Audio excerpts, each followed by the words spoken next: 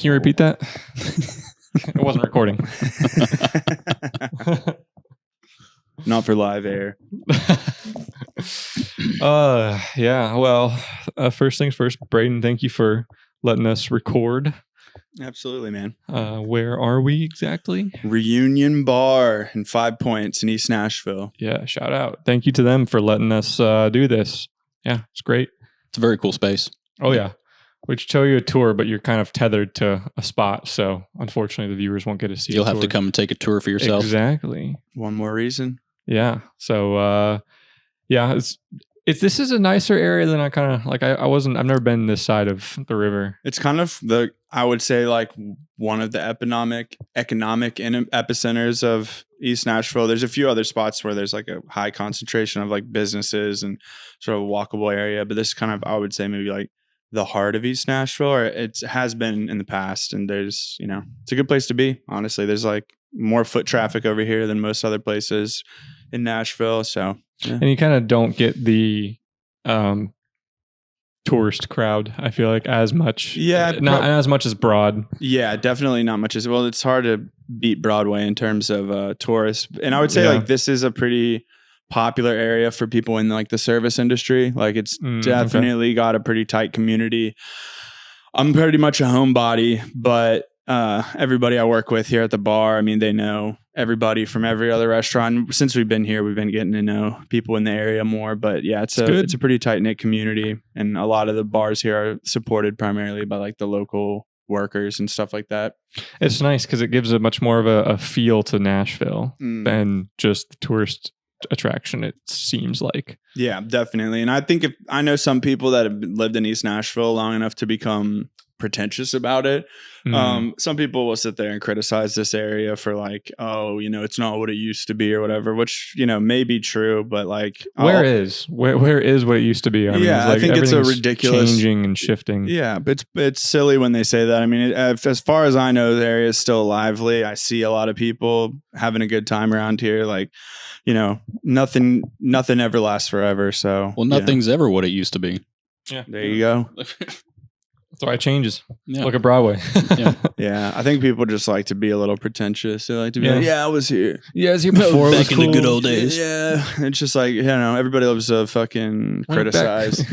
Back when gas was under $1. Yeah, dude. Get out of here, you boomer, man. Just enjoy the space. Enjoy retirement. Yeah.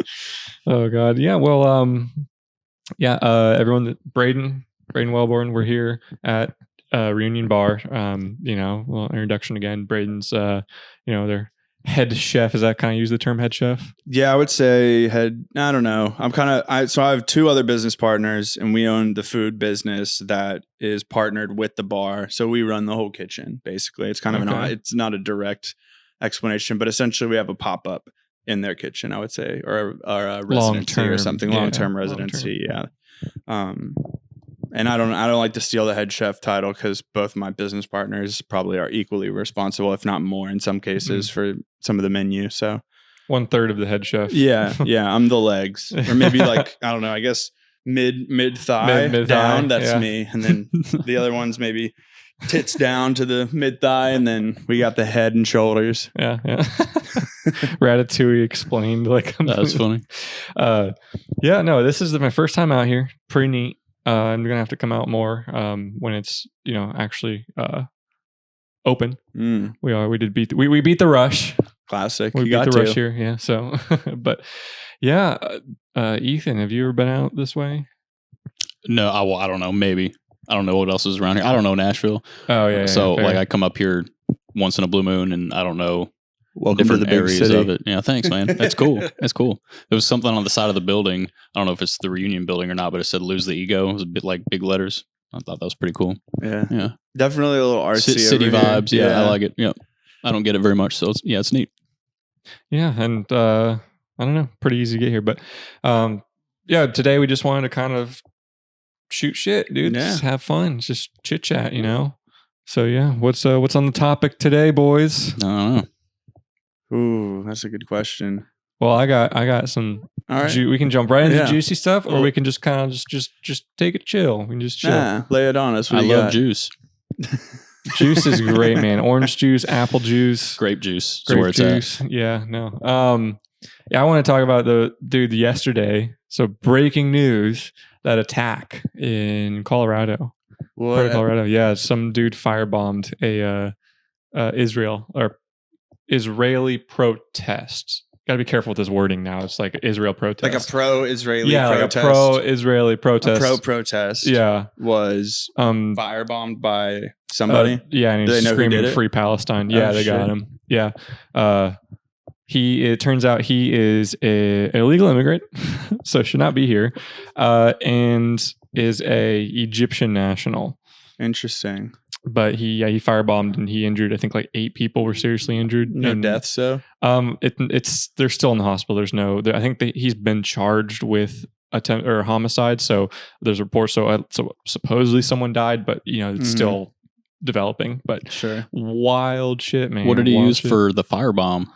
They said some sort of Molotov cocktail or homemade flamethrower. The reports are still coming in, so it's like all over the place. You're gonna have people it's like some gangster stuff. Yeah, dude. And this is right on the heels of the two people killed in, was it DC or was it New York? I thought New York. the couple. Yeah, the couple killed for the Free Palestine thing. The guy shouting in Free Palestine, dude. Like, I'm not trying to take sides on that whole thing, but like, you got to distance yourself from that violence. Yeah, you don't got to kill people. Like, yeah, like not in the U.S. Like, come on, we're in the U.S. Like, this is. I do think it is a little ridiculous to be fighting, or I don't know. I like. It kind of reminds me of the whole like healthcare executive that got killed. Yeah. Dude has skin in the game, is actively working against millions of Americans' health and finances. And so someone shot him. I mean, not saying it's right or wrong, but just saying it makes sense that the guy responsible for the actions that we're frustrated about got the, pain and suffering or the consequences for it. Like, it doesn't make sense to me that some random couple or some people and random people far removed from any sort of like perpetration of violence are on the receiving end of retaliation. Like that seems. Yeah, they had no connection or nothing going on there.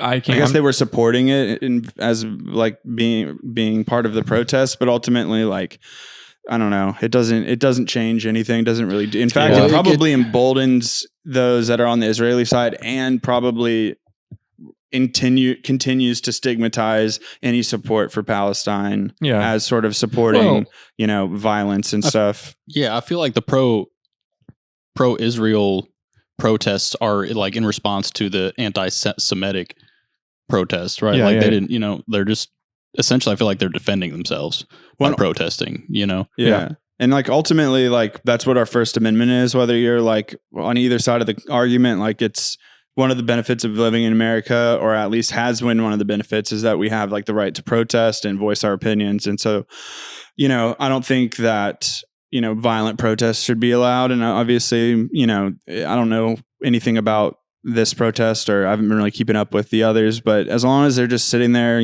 voicing their thoughts on the matter, like, I don't feel like they should feel like threatened by the victims violence. Were like 60 plus, like 60 That's year old horrible. plus. So it's like, even if like there's like a 0% chance these guys were out there. I don't know the protest either, but they're probably not the ones doing anything. Shit. Like, they're 60 to 80, I think is their age range of the people that got injured. And it's like, yeah, I'm sure they're the ones really. I'm sure that protest was really lively. Like, yeah. So my whole thing is, I want to shift a little bit from my biggest point on the whole thing, and I don't think none of us were going down that rabbit hole, but I wanted to reiterate is like, I don't want to get into the whole like Israel-Palestine conflict. My whole takeaway from that thing is it's crazy that we're in America and someone felt comfortable enough to attack a protest like that. Yeah. Like, doesn't matter what the protest is for, doesn't matter this person's opinion, but like, just that we've reached this point where like they're protesting and they're like, I have to go attack them.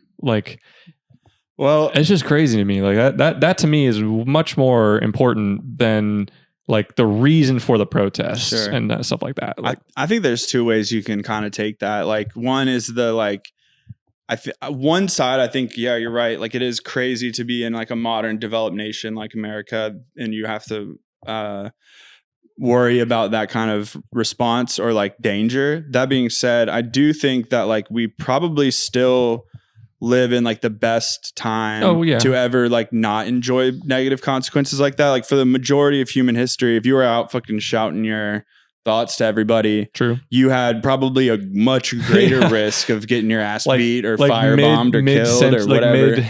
Medieval ages Europe, like in, I don't know, England or wherever, and you're like, I don't like that King Charles fellow. I'm just quite a fan of him. Or talk to any black American, like they're civil like rights movement. Anybody that got hit with a damn fire hose or something. People in the, I mean, anybody would say that this is probably, obviously it's comparable because it's violence against protesters, but like in terms of the volume and amount of it, it's probably lower. And you're not got like a government entity enforcing the violence. And I do ultimately think it's important for people to remember that if you go out in public and do something, you are going into public and you cannot control ultimately what occurs. Like, if I go out, I mean, it's, from the small things of like just me leaving my house today to drive here, I am now opening myself up to risk of getting hit by a car, or crashing into another car, being just run up to and stabbed on the sidewalk. Like these, like I think it's easy, especially nowadays, to get comfortable and forget that like,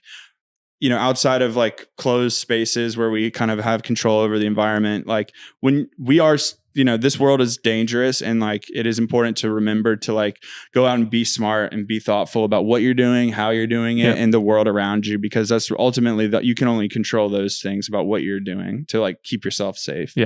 So I think relying too much on the idea of like, oh, I'm in America or I'm in a big city, there are police or whatever, like that will make you stop worrying and being aware. Not that these old people, deserved it or did anything to like, bring it on, but like just I want to know what drove the guy to do the thing. Now, he's not a American, so to me, he's not an American. So to me, it's like he's not a citizen. So in my head, because I'm pretty sure the guy in New York, he was a U.S. citizen. Which the guy, the shooter, the Luigi guy. I'm not sure him, but also the one that shot the two.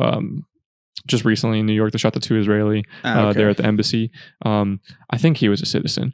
That to me is scary, because that's like, these are citizens who have grown up in the country, who should have had the full education of being the U.S., the freedoms we have, and like the understanding in society is like protest how you want, religion how you want, all this, speak how you want, as long as you're not calling violence and stuff like that. So like, it's just shocking to me that someone could go like I guess radicalized is what I'm thinking of. It's like, that's just crazy. Well, the radicalized part is important, because like I think everything is being made a bigger deal of than it actually is. You know what I mean? Like, I feel like if you went out and just talked to normal people on the streets, like they wouldn't, like, it's not as big of an issue as the media is portraying it to be. And that's what radicalizes these people. So you got to keep that in mind too. They live in the online sphere, and they have got no connection to actual what's going on. And they're like, this must be what everything's like. And I read this book about the life of Robert Ames, who is a CIA case agent who was responsible for like the November Accords or whatever, or like kind of the chain of events that would eventually lead to those between Arafat and I think Bill Clinton back in the 90s. Robert Ames was killed in like a Lebanese embassy bombing, or I think it was Lebanon. But either way, he was really big in the 50s and 60s and 70s in the like Arab sphere of work in the CIA, and he was very close with a lot of the guys on the Hamas side of things that like were informing on basically like people that he was involved in like, the Munich bombings, or like the Munich terrorist attack where they took the Olympic team Israeli. And I guess what my point is the book goes into a lot of the history of the whole conflict, not just like the wars between Israel and Egypt, or Israel and Palestine, but it also talks about like the worldwide Palestinian freedom movement in like the 70s and 60s, and there were a lot of children of Palestine or Egypt that were matriculating in the United States at like Harvard, and so this was a big deal 50 years ago on campuses, and the movement to kind of support Palestine against Israel was, based on what I read, seemed fairly fervent and comparable to now. So like just saying like, I think this goes deeper than just purely radicalization on the internet, but like this is like an issue that stems back like to the beginning, or when Israel was given Palestine. And it's such a deep rooted conflict in that like Americans, I mean, especially now, they've had, since that started in the 40s, I guess they've had 70 or 80 years to immigrate. And so like you might see second or third generation people that are American citizens who have this lineage. And like we know with like Irish folks and like African Americans, this like idea of like generational trauma is sort of a well-founded concept nowadays, that like these American students or younger people that are of Palestinian lineage, for all intents and purposes, might be suffering from that sort of generational trauma. So they're not necessarily radicalized by purely what's out there, information taking in, but it might be a more internal experience that maybe they, are especially exacerbated by the opportunity to like connect with others that feel the same way. I can understand that point. I have a difficult time conceptualizing generational trauma to me, because to me it's a blanket term that can be used many different ways. And so that term, the idea of generational trauma, I understand the concept of it, but just I don't see, I have never seen it applied in a way that is like uniform, like to me, because I like it's one of those terms to me where it's like, oh, well, I have generation, like almost like someone who's like oh, my own personal truth. Yeah. And it's so subjective that it's difficult for me to use that in a way to quantify or show like for example, like if we're like, if I didn't say, like I don't think you made this claim, but like, oh, because of this generational trauma this group is experiencing, that explains why they're doing X, Y, Z. And I have a difficult time using like, okay, if you want to explain like maybe, for example, like instead of generational trauma, switch out like poverty, generational poverty. Like, okay, they've been doing this because they've been poor and they haven't, it's a generational living in poverty situation that's led them to where they are. Sure. I kind of get that. Let me just say, I get that more than I get the term of generational. So I think trauma. You got to define trauma, and trauma would be like the intense, like measurable suffering incurred by something. And so like your point of poverty, like generations of poverty would result in trauma, because your generational trauma is like your response to the effects of that poverty. So the poverty isn't something it is something you're experiencing, but the trauma is like the internal part. It's like a psychosociological concept. And so like when it comes to things like, say, the Israeli conflict, or maybe just to take it out of that sphere to try and explain it, like African Americans or Irish folks with their oppression from the United Kingdom, it's like it's influenced the entire culture around the Black community in America or the Irish community in Ireland. And so it's not just about like, oh, I inherited this trauma that I don't experience. It's like all the culture that you are born and raised and surrounded by that helps like kind of influence and mold you. It would basically, it's your reaction to that. And it's like inherently ingrained in you when you're born and raised in those communities, essentially. I wish whenever I hear it used in context, I wish they would extrapolate just one step further and go, hey, they have generational trauma. I'm like, from what? This, that, from what? Because I right now I just see it as a blanket term, and that to me is like, if you're trying to break different groups into having different traumas, you need to be a bit more specific, because we can't have a conversation around a subjective term that we're not agreeing on what it is. Sure. So I don't know. I do see your point though with the Israeli or the Palestine with decades ago they had this issue. We're seeing it again. There's just the next generation of it, and so it's just like you said, a continuation of the conflict. Well, just generational trauma is definitely like a thing, especially like Braden said, if you're ingrained in that culture since you're a baby, like you become that person, you become that generation once again. You know, you're reliving essentially the same things that your people did before you, right? Maybe not necessarily reliving it, but you're reimagining it at the very least. It had an effect. And it's got an effect. Yeah. Like you gotta, if it's an issue, you got to think of how to solve it, right? You can't keep bringing it up, in my opinion. Like if we see these problems, right, and we just keep talking about them, or like it just keeps getting talked about, and we don't try to find the solution, right? Like if it's generational trauma's the problem, how do we fix that from continuing? You know, sure. Yeah. Like you got to kind of cut that out. You know, you got to accept the fact that like stuff happened in the past. Like you got some cultures weren't treated right.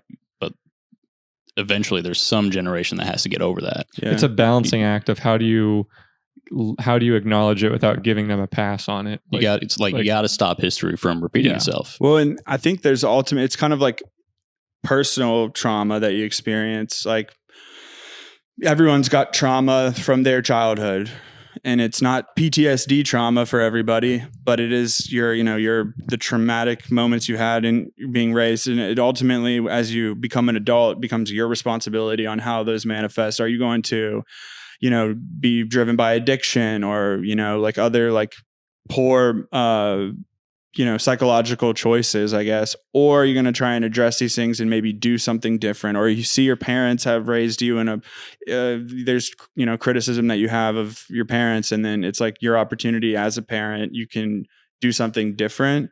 And so I think it applies to when you talk about the generational trauma of groups, like there is a huge amount of Palestinian and pro-Palestinian people who are trying to address the issue by way of like supporting nonviolent acts to support, like find like solutions for peace, people that support like the 2-state concept, like whether it's infeasible or not geopolitically, it's like I think it's on both sides probably, but like the focus comes down to this violent group and like the IDF and the Netanyahu administration in Israel. Personally, I think that they are like not doing things effectively. Like this kind of more authoritarian, like who cares about the collateral damage is not the way to like sue for peace. It's never been that case. Like the US in World War II didn't like slaughter a bunch of people as they went through places to like find peace with the Germans. I mean, of course there was collateral damage, but they tried their best not to get it. The war got escalated to collateral damage. Exactly. Yeah, it didn't start as collateral. That was not the goal.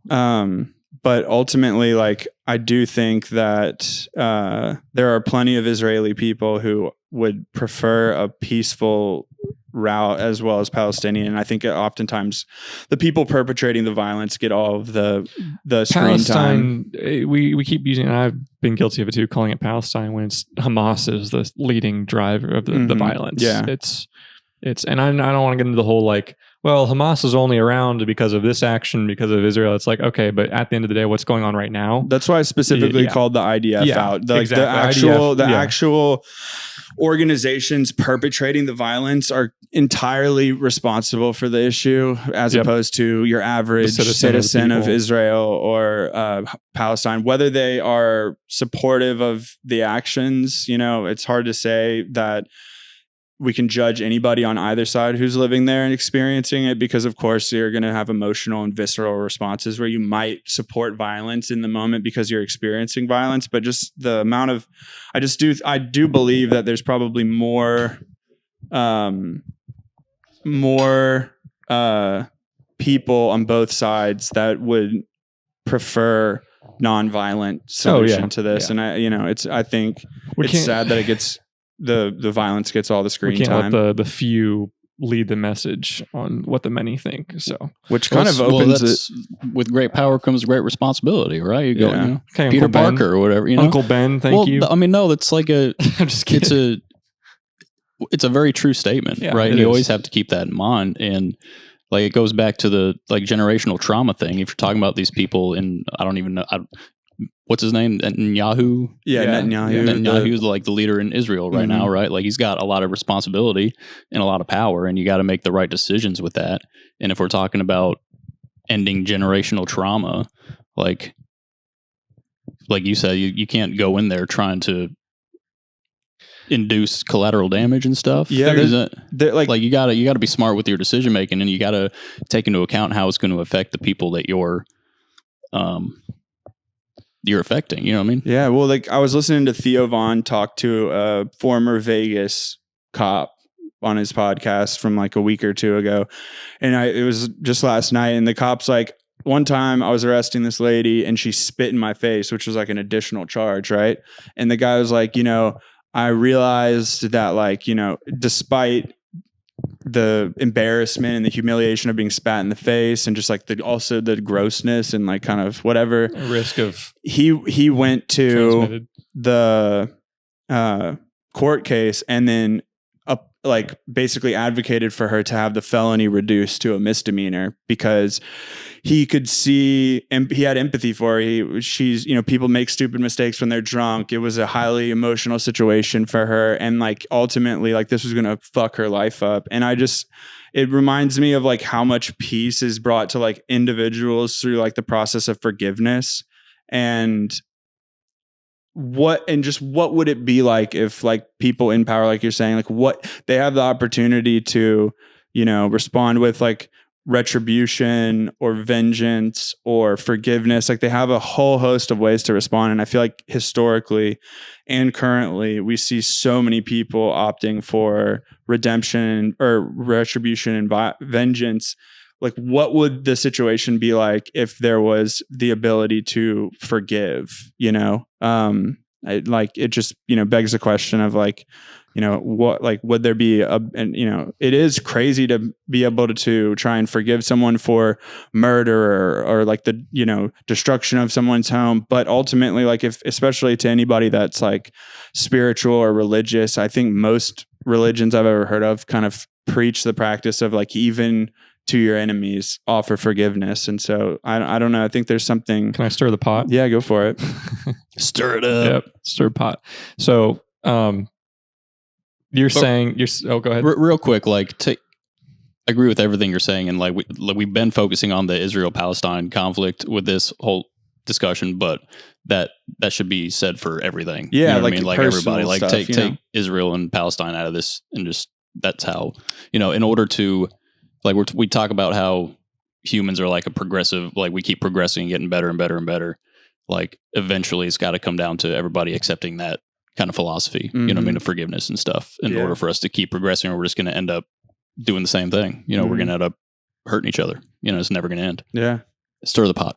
That plays right into it. Thank you.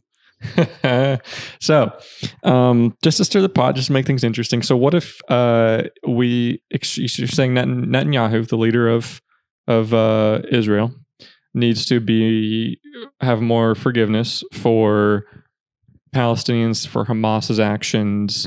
I'm not saying to disregard them, but like you think his approach is too violent, too aggressive. It should be toned down and add a little bit of sprinkle forgiveness into it.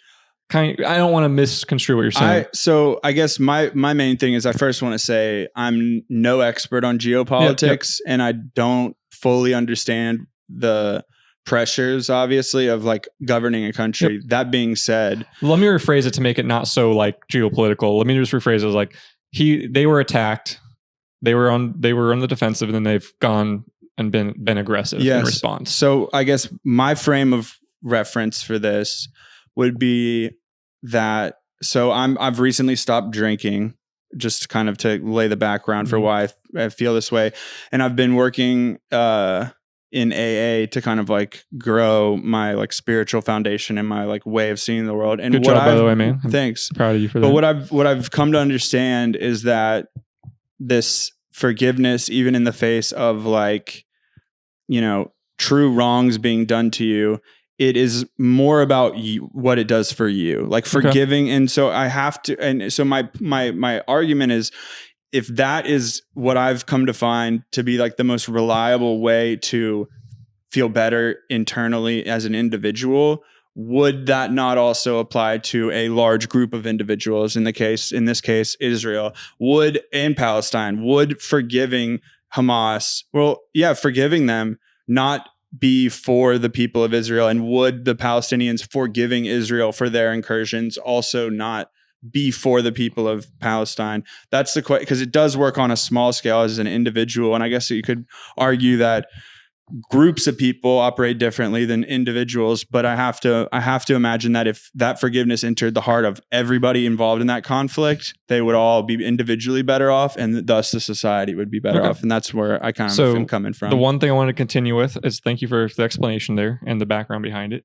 Two things. One, I'm just going to throw this out there. I don't want to go down this route, but something I just thought of as you're saying that. I disagree a little bit. I think it's difficult. I think because he is the leader of a country. Sure. And in my opinion, the country's primary goal is to protect its citizens first and foremost. So hang on. So if you've got a group who's willing to take those freedoms that your country should have away by killing them, kidnapping them, doing whatever, then I think it is within their interest to defend their citizens. Sure. Now, one can argue about the aggressiveness that they've then responded with. Yeah. And we can go into, but I don't want to go down because that's going to be a rabbit hole. I have one kind of rebuttal. Yeah.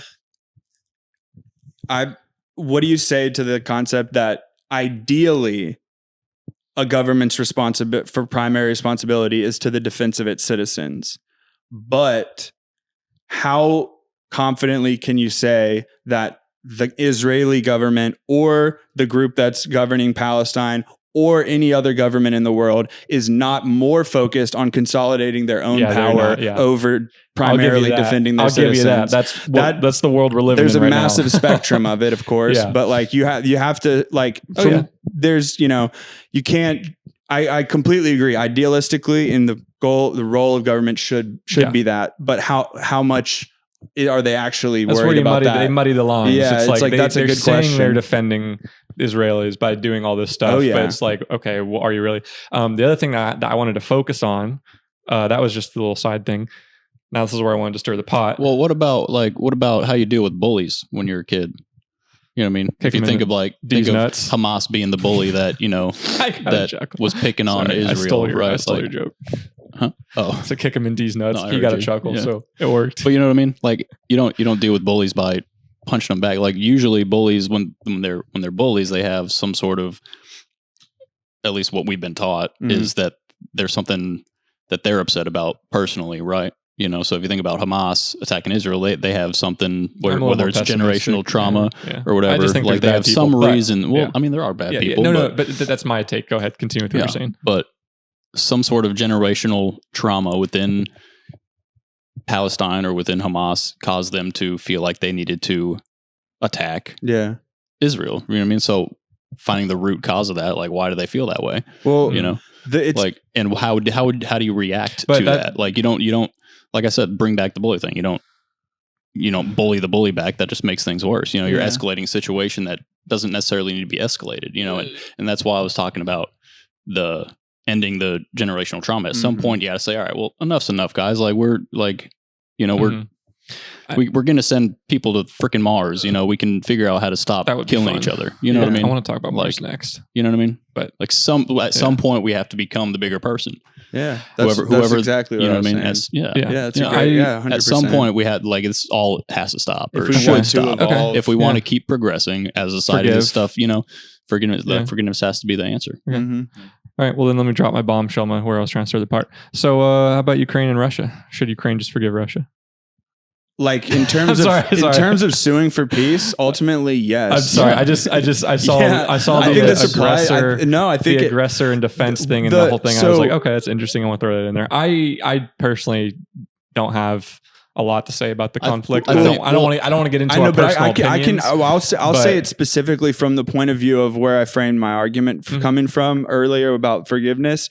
the fourth step is a step in the 12 steps, essentially, where you take a personal inventory, which includes a segment where you write people that have wronged you. And this includes anything from like, someone pushing you at a concert and it being overblown by your own mind, to they would urge you to include if you were sexually abused, if you were assaulted, if if someone killed your mother, and then the column after that is your responsibility in that situation, or your role in the, so you say, that's what I resent that happening. And it would ask you, what is your role to play in that? And I have, say, sexual abuse. My role to play is I have let that fester, and I have, not spoken about it and allowed it to, drive my addiction, or it drive these behaviors that ultimately were not good for myself and other people. And I have to let go of that resentment, and the pathway to doing that is for myself forgiving the other person, not forgetting or not denying or ignoring the consequences of the situation, but ultimately to feel better. And it's what the world did with the Germans after the Nazi regime. There's a word in German called Vergangenheitsbewältigung, and it was like the collective process of the German people to not ignore what they perpetrated, and acknowledge and accept and really, be like, yeah, we did that. And it allowed, I guess, the world to say, wow, you did that. You guys were part of that, but we will move forward. We forgive the people that were responsible for such an atrocity. And obviously, individuals sometimes don't internally forgive, but I would say for Russia and Ukraine or any conflict around, if it works for individuals, it's got to work for the whole group, I just wanted to point that out because individuals are the group. So if it works for individuals, it will. Yeah. And Russia being the perpetrator, it's they started it. But if Ukraine in the process of peace, in order to have sustained peace, so they don't try and retaliate one day and start another problem, the only option really is to forgive, or at least the bad option would be to be bitter and, build this horrible resentment that ultimately makes another war more possible, because Ukrainian citizens being urged to think that Russians are monsters and stuff, even in a peacetime, that sets a powder keg for someone to come and throw a match on and be like, okay, y'all already hate Russians and don't have any forgiveness in your heart. I'll start another conflict. AKA Hamas Israel. Yeah, exactly. Yep. I just thought it was interesting to look at the difference between the two, not of your position, but in general. There's a group in the US, one side is praising the Free Palestine side and all that stuff like that. And they're like, well, why doesn't Israel just, screw Israel, they don't have a right to do that. But then Ukraine was also attacked. Now it's a bit of a different dynamic. You've got two countries versus a country, and Palestine's kind of its own thing, but it's a different dynamic. But when you boil it down to the person being attacked then forgiving the aggressor, I just thought that was interesting, because it's like they're supporting, for example, the Free Palestine, and then I stand with Ukraine, and I'm like, well, they are technically on opposite sides of that. They're in their own personal conflicts that each country's having. They're on the opposite side of it. One was the aggressor, one was the defender. That's a minimized view of the Palestinian conflict, because if you were just take, say, the events that were in October, that happened on October 7th, that sparked the current run of conflict in the Israeli-Palestine conflict, that's possible to say that the Hamas was the aggressor.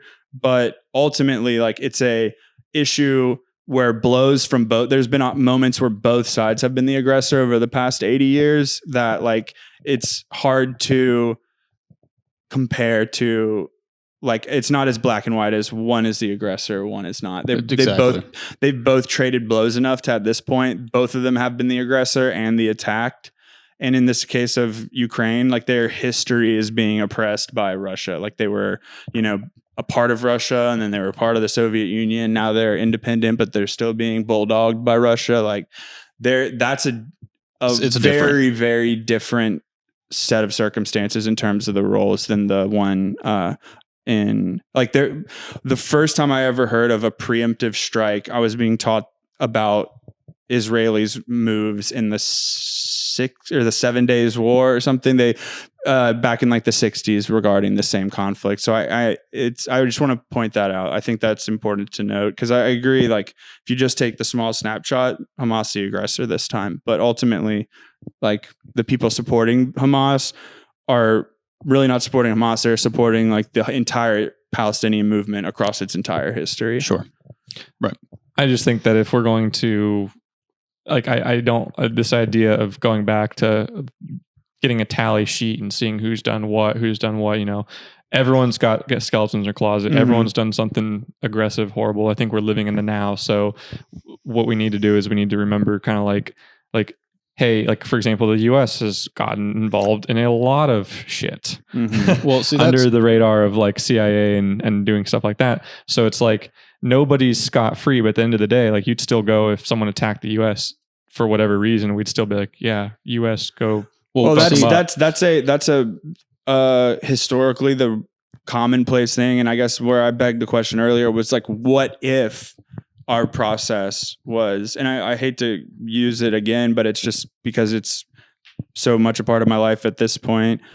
Like the 10th step is continually taking an inventory and meeting processes with like this sense of like now today. Like I had an issue last weekend where someone stole something from me and I found out about it, and like the way I've interacted with it was completely different from what I would have done, even 2 months ago. And I guess my thing is just like, imagine where the first response isn't, or maybe the first response is thinking about vengeance, but the actual action turns out we're like, oh, that doesn't really work that great. It usually causes more problems. Like 9/11, we go into these conflicts and then spend the next 20 years, ton of people dead. What would have happened if the people that perpetrated 9/11, whose entire ideology is based around how the West is aggressive and trying to control them, what if the response was, we forgive you guys? And so it totally destroys the paradigm of like what those people are frustrated with, and then ultimately saves our citizens from incurring 20 years of, financial issues as a nation, deaths of our young people, things like that, and then furthering the divide and proving right in some regards the motivations for the people. And I'm not saying that that's the right answer. I mean, maybe you have to display strength if you become a nation. I don't know. Like, I don't think there's a right answer. I completely understand the emotional response that says, oh, fuck that person, they hurt me or whatever. And I think that is like, part of our biology. But I also think like overcoming our own biology is like something that we have the opportunity to do that's unique as humans compared to any other animal. And like, it's, and I know it's saving my life. Is doing those kind of things and trying to overcome myself, and it just is, I do like, where would we be if we were in a place like that? Are there examples of other countries that do that more readily? Like there's probably many questions to be asked, but how would we be, Well, yeah, how would we be? Yeah, I don't know. It's hard to say, but if we did, we'd already be on Mars. Micah, exactly. But Micah said, like we live in the now, or we're living in the now. It's easy to say that from our perspectives, right? And like, if you take it further, it's easy for Americans to think that because we're so withdrawn from all these conflicts. Sure. You know what I mean? We're really just seeing it and talking about it. We're not really experiencing anything. So like, it's easy to say, like, you got to remember we're living in the now. You can't really think of the past. Well, like the Palestinian culture and Israeli culture, that's their culture is the past. You know what I mean? They're constantly surrounded by history, right? They live in an area that has all these historical, like, religious monuments and stuff that have been around for centuries, and that's just kind of their culture. America's really new. A lot of the stuff that we have and we're around, it's their newer concepts, right? So you got to keep that in mind too. And in the Ukraine-Russia thing, like, Putin's obviously going to go down as a aggressor in history, right? Like, at the end of the day, he's not going to be successful in what he's trying to do because he's in the wrong 100%. You know what I mean? Like, and so, yeah. So anyway, so it's easy to say, like, yeah, like, How does the forgiveness we live in the now, but play into them having this huge history and like, because I'm just questioning, I'm curious because because then that would make it even harder for them to do something like that. Well, yeah, it's not about it being easy. It's going to be hard, but I think, in my opinion, I think it's impossible in that circumstance of having that so ingrained in one society. You basically got to have a generation come up that's completely like, you know what, we're just going to completely disregard. Then that's why these conversations are so important. Mm-hmm. You know what I mean? Yeah. And like, we're lucky that we have the ability to have them, you know, like it goes back to the protesting and like the First Amendment, freedom of speech, and be able to say what you want. Like that's a big thing that not necessarily everybody has. And so could you imagine it's harder, especially for places that don't have free speech, because they can't even have the conversations that they need to have in order to attain that forgiveness. Yeah. You know what I mean? Well, I think too, like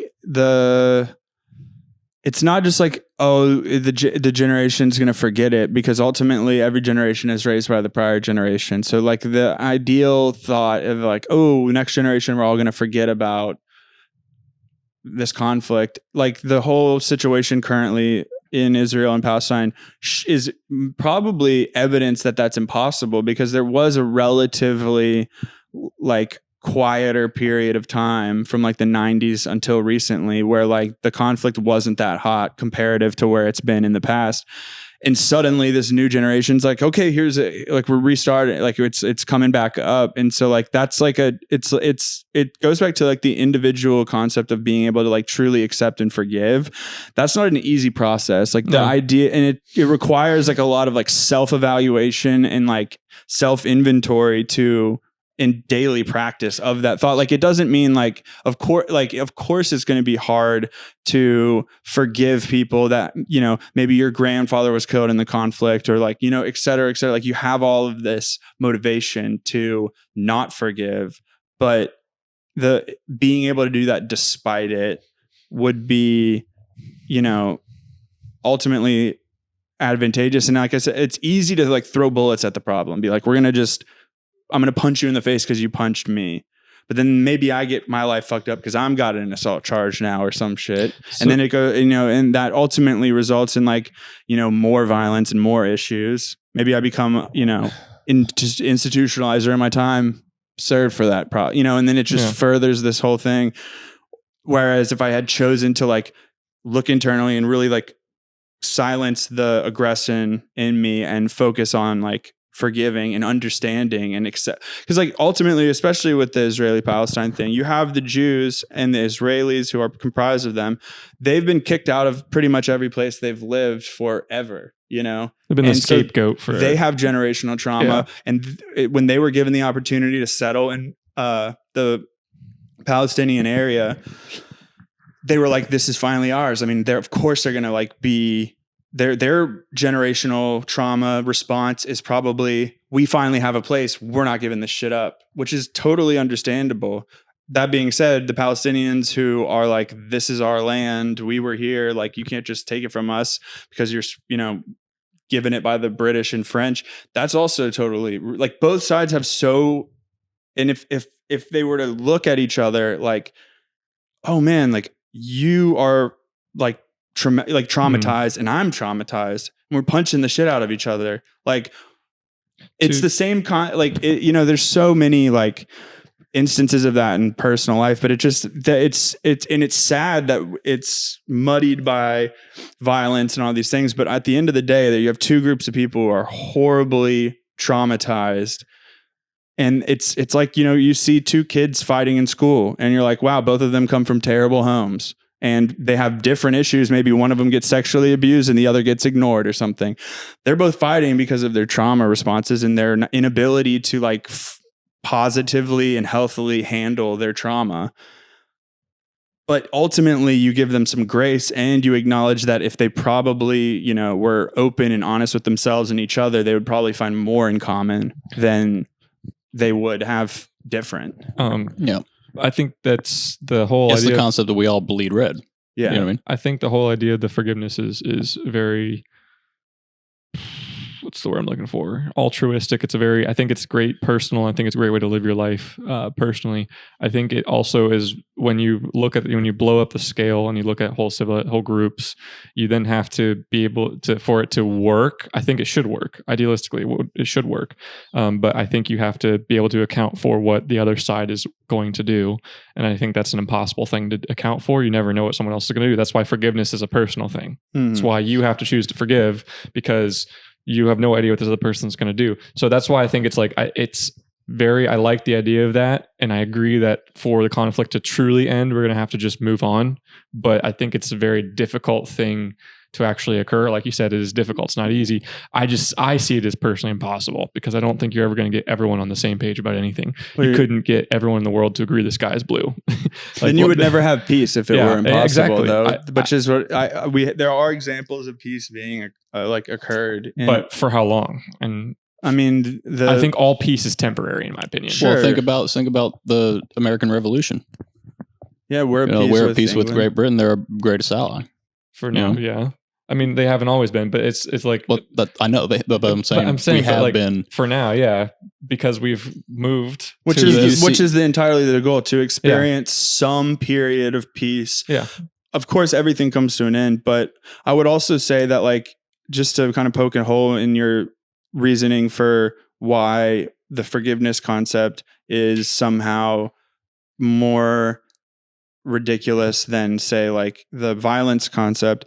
You said, I think you said when you forgive, you don't know what the other group's going to do. When I bomb or attack the other group, I have no idea what the other group's going to do too. Equally as unknown. You're inhibiting them from responding, though. That's what they're trying to do. That's what they're trying to do. They're trying to keep them from responding. So I think, but you have historical evidence that has shown that any time there has been any sort of oppression violently over a group, they typically respond in kind with violence. It only emboldens groups. Was it IRS in the Irish? Yeah, exactly. The more the British pushed in Northern Ireland in the 70s, the more violent the Troubles got. And so, like, there's just so much precedent for that being the case. So, like, why would we? And so you assume that, but also, if I perpetrate back with vengeance, it's either maybe I'm a little more prepared, or maybe I get the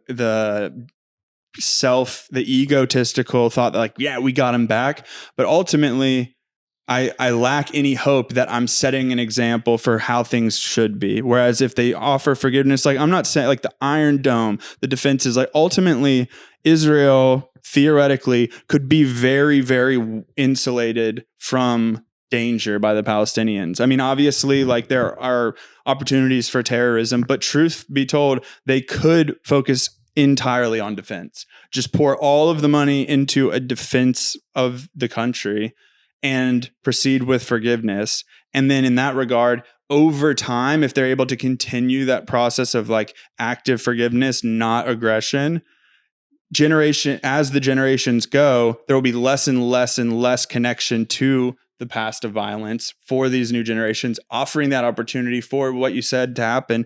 The next generation being like, well, it has been 4 generations since Israel fucked us over. I mean, it's not, we're still living in the West Bank and it's not great, but I don't feel like I need to hurt Israeli citizens. I feel like maybe we should try and work with them. Like that becomes more of a reality rather than, like, just trading blows. This time it's sparked by Hamas on October 7th. And now, for the next 20 years, there's going to be everybody involved on either side, civilian wise, they're going to have these very intense, emotional, aggressive opinions about it. If they're not led in a new direction, Sure. If someone on one side doesn't sit there, I mean, it's like Martin Luther King might be one of the most influential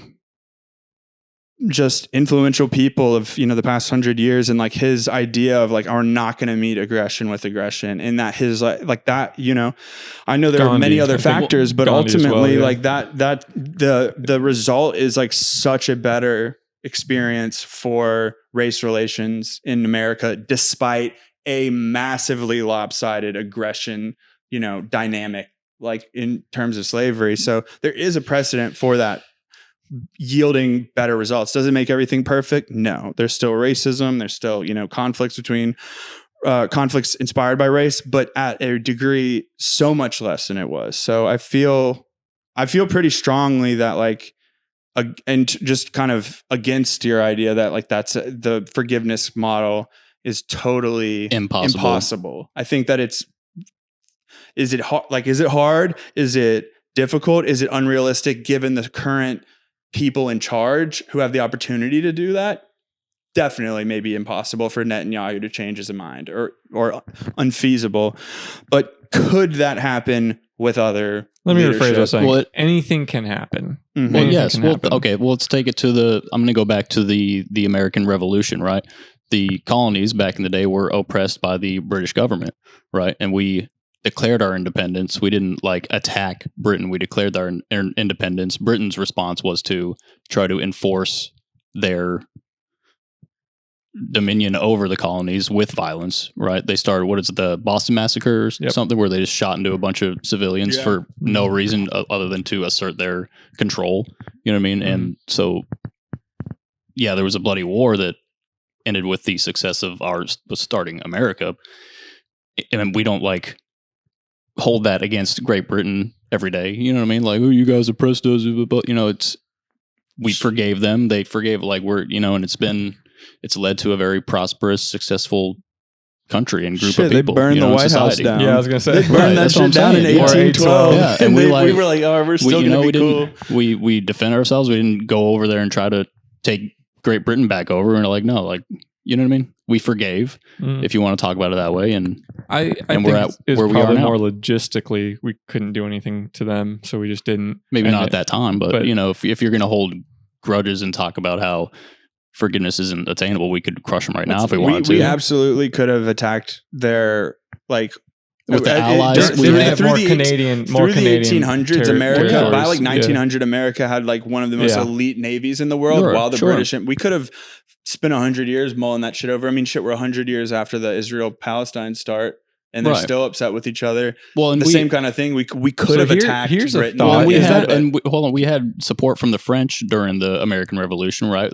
I guarantee you there were conversations between France and the American elites that like, hey, you guys, you want to, let's get back at them. Well, there's conversation about attacking the British during the war too, but that never came to fruition. But I'm also curious though, that do we think that what are your thoughts on the idea that like that's obtainable, what the US and British have is obtainable because they were the world, like the US became a world leader and the British was a world leader, but like with that power and like by terms of today, we were first world countries. Mm-hmm. So like, do you think that first world country status is what kind of allows that to happen? No.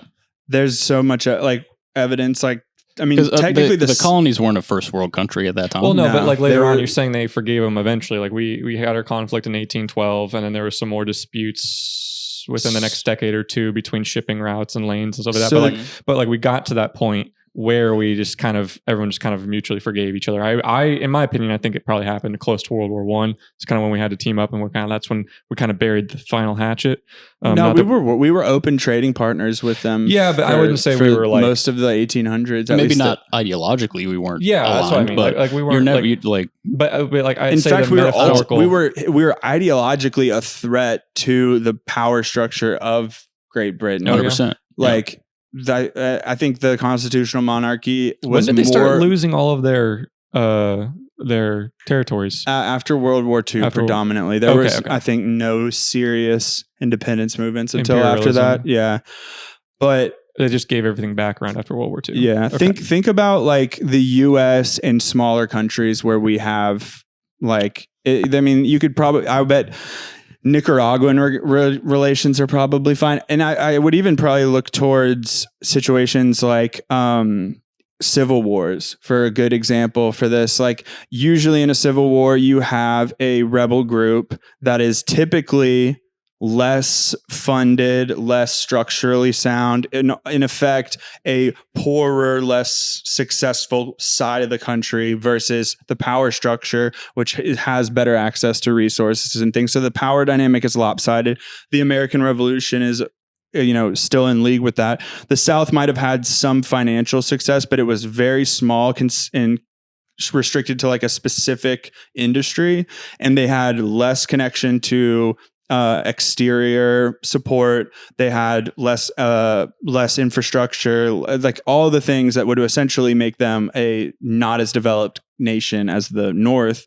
Right. And it did take process. Like there wasn't straightforward. Like it was not like, oh, we ended the war, now everyone's cool. There was still trauma between the two groups who supported either side for years after it. But the power structures there were, it definitely does. Yeah. And so, but we were able to, ultimately for the most part, forgive in those situations. Yeah.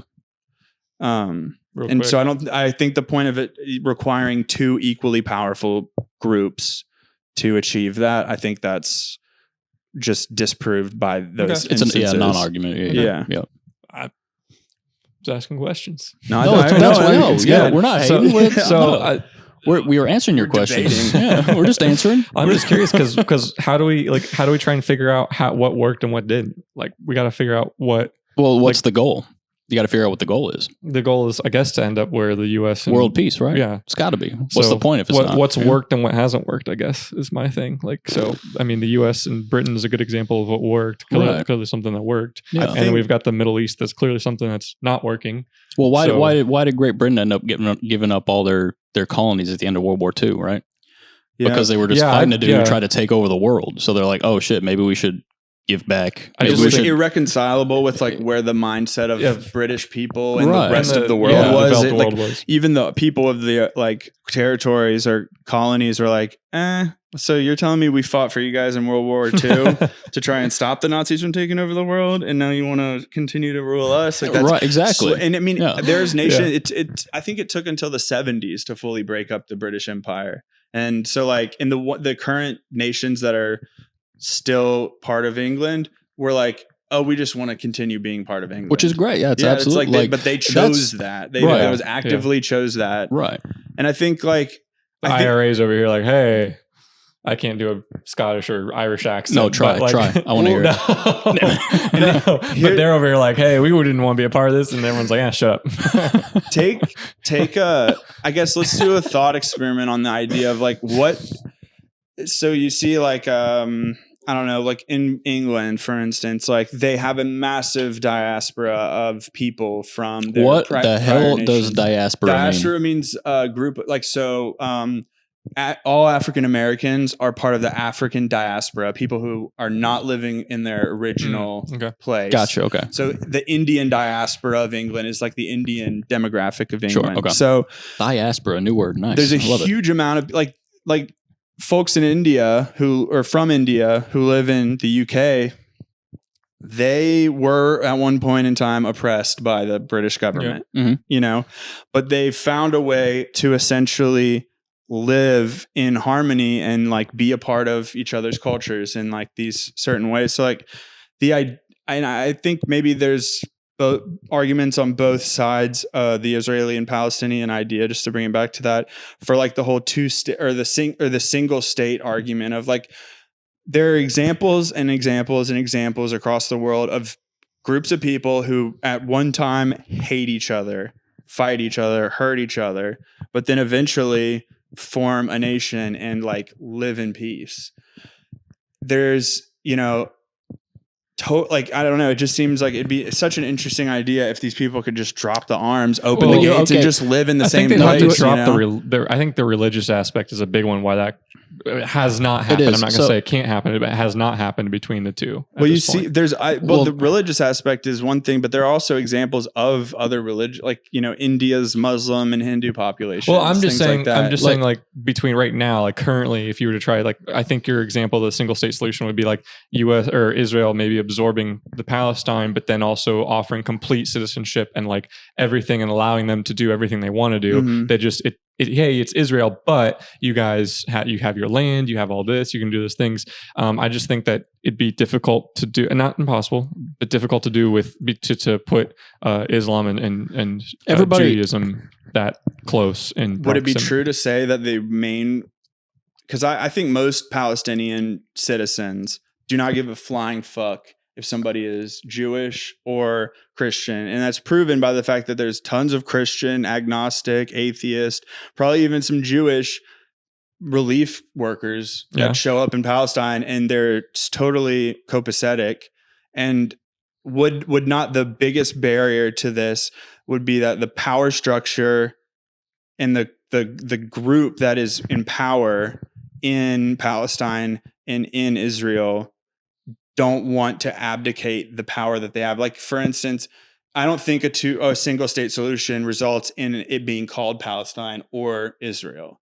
It's completely new. It would be a completely new thing because you wouldn't want to have an inherent bias. Like, it would be undermining the point of unifying to have it be named after either group. But the government of Israel, the people in power in Israel, would not want to do that because their entire goal, if their true motivation was the safety of people, the peace, and just a long-term solution to this issue, I would have to assume that if that was their priority, they would be open and actively pursuing something like this. But it tells me that because they're so against it, so far on the other side of it, that their motivation is probably consolidation of power for themselves. Yeah, probably. I could agree with that. That's what the actions tell me, as opposed to the words. I'd be curious to see what the populations think, like the citizens, because it'd be very anyway. Sorry, it'd be interesting to see what they think. You had something you wanted to say. I didn't want to. No, well, I lost it a little bit. I'm trying to get it back. Like, at the end of the day, acceptance and just forgiveness has to be the answer, because like unification might not even be the answer. Like, it just has to be to accept everybody for who they are, because we're running out of places to I'm going to go back to American Revolution and go into the New World. In the first place, they went because they were religiously oppressed, right? Mm-hmm. And they had somewhere to go. They had this new world to go and try to start. Ethan, I know what you're saying. Take all the Palestinians and send them to Mars. Yes, exactly. No, that's not what I'm saying. That's not what I'm saying. What I'm saying is we're like, and in turn, we went over and oppressed another people, the Native Americans, right? So, but my point is, there's nowhere to do that anymore. There's nowhere to go to where there's not already a population that people are aware of. Everyone's stepping each other's toes at this point. Right. And so all you got to do is not step on toes. All you got to do is just accept everybody for who they are, and accept that people are going to be different. There's going to be different cultures. You got to turn the whole world into a melting pot instead of, as the America became a melting pot, the whole world just has to Ooh, I would be love the melting to talk pot. about that. I mean? I'd love to continue. And I don't want to really get into the whole globalist idea and everything. That's what I was going to go with. But eventually, is what's going to happen unless you got the Putins in the world, or just somebody just takes over. Well, that's the drive of fascism. You got two options here. You got a Putin being successful, or the next Hitler being successful, or you got another the American ideal where everybody just kind of lives together in harmony. Mm-hmm. I think with the American ideal, I'd love to get into this further, Braden. I don't know when you've got to go. It is. We can keep talking until somebody shows up to interrupt us. Appointment? Nah. Oh, I have an appointment at 1:15. Yeah. We can do another 10 minutes. Okay. All right. I didn't want to go too far into the next topic and not, let you just say, I got to go and run out. We can seek to wrap it up a little bit. Well, then let's make it a little more lighthearted then, because I did want to go down. Maybe we'll continue this later with the whole globalist conversation. I'd love to, because that is. Let me show up for that one. I'd like to be there for that. Okay, we will. An hour. 2 hours is not long enough to talk about that, so we know. We'll put a pin on the globalist conversation until next we can meet with Braden, because at 10 minutes is not enough time. We're not going to get anywhere with the globalist philosophy until everybody can accept that the Earth is flat. So yeah. Well, then instead of globalist, it'd be like the flat or planist or it's planist, like a plane. I like that. Well, I don't know. The globe doesn't necessarily mean it's a sphere. That's my truth is I'm just kidding. My truth is Earth is actually a square. And we just call it a globe. I've been all around the globe and I've found that the Earth is flat. Dude, those pictures are wild. When you look at those flat Earth pictures and you're like scratching your head, you're like, what? I don't know. I just think it's funny. But anyways, yeah, Mars. It's hilarious. If you don't believe the Earth is a sphere, fuck you. I won't take that strong. I'll take a bit of a more mild approach and say, you want to come on and talk for a bit? We'll make sure Braden's here. Let's go. No, the whole Mars thing. What was it? What was the term you said in the car? The Panacea? Pandaria? No, I don't remember. Pantera? The idea that you see people. Go ahead. Yeah, I'm gonna butcher it, but it's a concept, like a psychological concept, to where people see things that aren't really there. Oh God, I don't know. I could Google it right now. It's schizophrenia. No, hold on. Since we're talking about it, I need to figure out what it actually is. It's basically as humans, we evolved to like recognize threats and see stuff amid the noise. That's what it goes and back so to. It's like whenever have you heard of the face on Mars? Like there's a rock formation that looks like a face on Mars. No, I haven't. And it's pretty crazy. Let's see. Jamie, pull it up. Yeah, James. Where's James? We should have brought James with us in a little carrier. Mars face. So this is what it looks like. Oh wow! So there's a rock formation on Mars that looks like a face, and it looks like a face because of whatever the term is you're looking up. And is it actually a face? Could it look like a face simply because it looks like a face? Well, so yeah, I would just listen to what was his name, AJ Gentile. Yeah, he was talking about it, and he said that it's interesting because the first picture was very clear; it looked like a face, and then they got more and more pictures that just got more and more blurry, but it didn't look like a face. So, like, why are these pictures getting blurrier? You know what I mean? Like, like, are they covering something up? And why didn't we land there? Like, we landed on Mars. Why don't we just go to the face and see what it actually is? Yep. Probably because it's like I don't know, because they did change like the spot where they were going to land very quickly after they were already on their way. They're like, no, let's go over here. Let's go away from the face over there. I don't know. Especially nearer than they did, and it's one could argue if they're going to change where they're landing, why don't they change like unless it's due to like conditions? That's what I was going to say. There's like probably a number of factors involved in like landing something on the planet, and like just. I don't know, hell, the likelihood that the face or near the face is a good place to land is probably less likely than it being a good place to land. Exactly. You need to let them in? Nah. Okay. We're not open. Is that not someone who's... I have no idea who that is. So you're not getting in. Braden. Sorry. Yeah, no, it's fine. If he was supposed to be here, he'd know how to get in here. That's what I was thinking. I was like, yeah, okay. Yeah. Well, Ethan, did you find that term yet? No. I don't even know what to Google because I can't remember what it's called. I'm Googling the face on Mars theory to see if theories of it to see if the word pops up. But all right. Well, I mean, we'll leave it there. We'll leave it with the term. Name it. I'll have it next time. Yeah, we'll have it next time. I can't. I don't. I'm panicking. Anyways, panicking. Is there a face on Mars? I don't know. To be determined. Yeah. All right. Thank you, Braden. Appreciate it.